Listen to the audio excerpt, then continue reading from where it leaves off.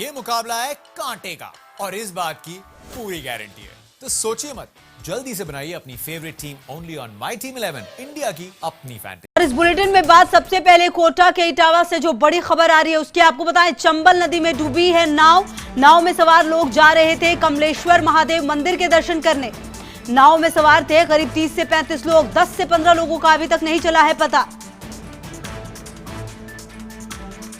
नाव में सवार थे करीब 30 से 35 लोग, जिनमें से 10 से 15 लोगों का अभी तक नहीं चला है पता। चंबल नदी में डूबी है नाव। कोटा के इटावा से ये बड़ी खबर। चंबल नदी में नाव डूबी है। 10 से 15 लोगों का अभी तक कुछ पता नहीं चल पाया है। नाव में सवार लोग जा रहे थे कमलेश्वर महादेव मंदिर दर्शन करने और इस नाव में करीब 30 से 35 लोग सवार थे। 10 से 15 लोगों का अभी तक नहीं चल पाया है पता।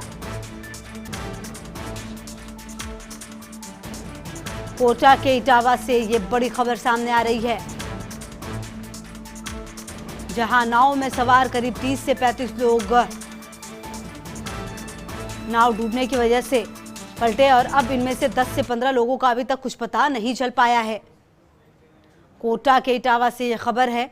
कोशिश हालांकि की गई कि लोगों को बचाने का प्रयास अपने अपने माध्यम से लोग करते हुए नजर आए। ये फर्स्ट इंडिया पर एक्सक्लूसिव तस्वीरें हम आपको दिखा रहे हैं।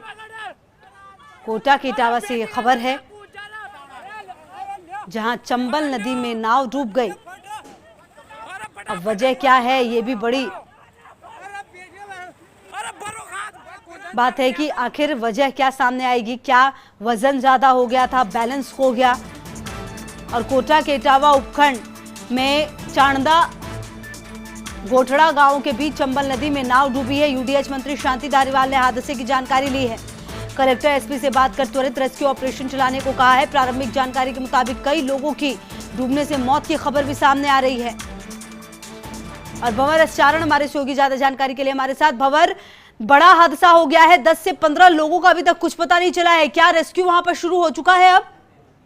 बिल्कुल खुशबू, रेस्क्यू ऑपरेशन मौके पर शुरू हो चुका है, लेकिन मैं आपको ये बताना चाहता हूं कि फिलहाल एक भी मौत की डूबने से हो जाने की पुष्टि प्रशासन की तरफ से नहीं की गई है। हाँ, इतना जरूर है कि करीब 1 दर्जन लोग जो हैं वो मिसिंग है, नदी में उनका पता नहीं चल पा रहा है और उनकी तलाश की जा रही है।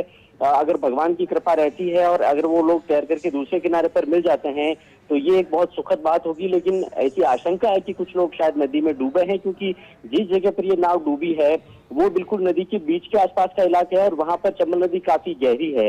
असल में ये चांदा और गोठड़ा गांव के बीच की पड़ने वाली नदी है और वहां पर कमलेश्वर महादेव नाम से एक स्थान है, जहां पर भगवान महादेव की बहुत पुराना वो धाम है और वहां बहुत मान्यता है वहां के शिवलिंग की। वहां पर ये लोग जा रहे थे और असल में खुशबू, ये जो इलाका है यहाँ पर चंबल नदी पड़ती है बीच में और कोई रास्ते नहीं है, पुल नहीं है, तो यहाँ पर अवैध नावें चलती है। वही नावें सहारा है लोगों का चंबल के इस पार से उस पार जाने के लिए। ऐसी ही अवैध नाव ये थी जिसमें कैपेसिटी से ज्यादा भार हो गया था और इसी वजह से ये नाव यहाँ पर डूबी है।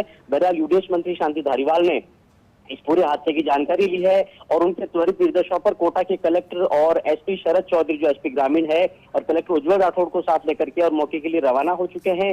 रेस्क्यू ऑपरेशन मौके पर शुरू हो चुका है और ये उम्मीद की जानी चाहिए कि त्वरित रेस्क्यू जो है वो बहुत सी जाने वहां डूबने से बचा लेगा। लेकिन जिस तरह से 35 से 40 लोग नाव में सवार थे और करीब सवेरे 8:30 बजे के लगभग का ये हादसा है, तो ऐसे में अगर लोग किनारे पर नहीं गए हैं, अगर बीच में रह गए हैं और जो नावें और स्टीमर वहां पर उस वक्त मौजूद थे उनको नदी में डाल करके जितने लोगों को बचाया जा सका है, उसमें जो बाकी रह गए हैं उनके नदी में डूबने की भी आशंका यहाँ पर मौजूद है। पर जो प्रत्यक्षदर्शी जो कि कुछ बच गए हैं, जैसा कि हम तस्वीरें भी देख पा रहे हैं, क्या आपकी उनमें से किसी से बात हो पाई? उन्होंने इस पूरे घटनाक्रम के बारे में कुछ बताया हो, आंखों देखा?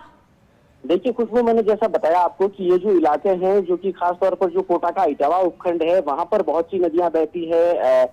डीपरी है, कालीसिंध नदी है, चंबल नदी बहती है वहां पर और वहां के नदी के इस तरफ और उस तरफ के जो गांव है वहां लोगों की परिवहन का माध्यम ये नावें हैं।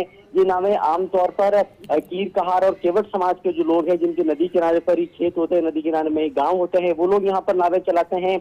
लकड़ी से ये नावें बनी होती है और ये नावें अक्सर कच्ची होती है। तो पहली बात तो इनमें नावों के टूटने से, लीकेज होने से पानी भरने की बहुत गुंजाइश रहती है। कई बार हादसे होते आए पहले भी। और दूसरी बात आपको हैरानी होगी, 3 नावों में बाइक, यहाँ तक कि 4 व्हीलर ट्रैक्टर तक इन नावों में लाद करके और पार कराए जाते हैं किराया लेकर के। तो ऐसे में ये बहुत खतरनाक सफर होता है, बहुत खतरनाक ये एक तरह से परंपरा है कोटा के इन इलाकों में। और इसी तरह से इन्हीं वजहों से, इन्हीं गफलतों की वजह से, क्योंकि वहां पर अवैध नावों के परिचालन पर नियंत्रण नहीं हो पाया है, रोकथाम नहीं हो पाई है, इसी वजह से इस तरह के हादसे पेश आते हैं, होते हैं पहले भी। और आज यहाँ पर एक बड़ा हादसा हुआ है जहाँ 35-40 लोगों से भरी नाव बीच चंबल में डूब गई है। बिल्कुल, और यही उम्मीद करेंगे भंवर कि जो लोग डूबे हैं वो सही सलामत मिल जाएं और ये रेस्क्यू सफल हो। बहुत बहुत शुक्रिया आपका, लगातार नजर बना के रखिए, आगे भी आपसे अपडेट लेंगे। शुक्रिया इन तमाम जानकारियों के लिए। तो कोटा के इटावा से बड़ी खबर आपको बता रहे थे, जहां चंबल नदी में नाव डूबी और जैसा कि हमारे सहयोगी बता रहे थे कि 10 से 15 लोग अभी भी गायब हैं और रेस्क्यू ऑपरेशन वहां पर लगातार चल रहा है। लोगों को बचाने की कोशिश और कवायद की जा रही है।